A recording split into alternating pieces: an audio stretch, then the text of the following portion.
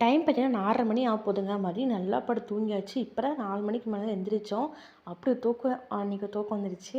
அதுக்கப்புறம் எந்திரிச்சு பார்த்தீங்கன்னா, தம்பி வந்துருவாங்க இல்லையா? அப்புறம் மளமளன்னு எந்திரிச்சு வந்து பார்த்தீங்கன்னா இப்ப தான் கதவே வந்து தொறக்கிறேன்.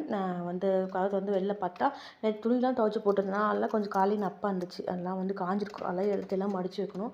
மடிச்சு வச்சுட்டு பார்த்தீங்கன்னா, செடிலாம் கொஞ்சம் தண்ணி இல்லாம வாடி போய் கிடக்குது.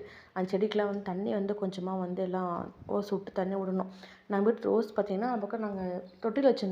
தொட்டிலேருந்து எடுத்து பார்த்தீங்கன்னா, மண்ணுல வச்சாச்சு. அது சைடுல இந்த பக்கம் வச்சிருக்கிறோம். மண்ணுல வச்ச பிறகு ரோஸ் நல்லா வந்து பூக்குதுங்க. எனக்கு தொட்டில்ல வந்த பிறகு அந்த அளவுக்கு எனக்கு ரோஸ் பூக்கும் இல்ல, அந்த அளவுக்கு வந்து ரோஸ் மொக்கும் பெருசும் ஆகல. ஆனா மண்ணுல வச்ச பிறகு நல்லா ரோஸ் நல்லா மொக்கும் பெருசா இருக்கு. நல்லா மொக்கும் நல்லா வைக்குது. அப்ப டீ வச்சுக்கலான்னு பார்த்தீங்கன்னா, டீ வந்து அத்தைக்கு எனக்கு வந்து வச்சுட்டுருக்கேன். தம்பிக்கு பால் எடுத்து வச்சிருக்கேன். வந்து பூஸ்ட் அத வந்து குடுக்கணும்.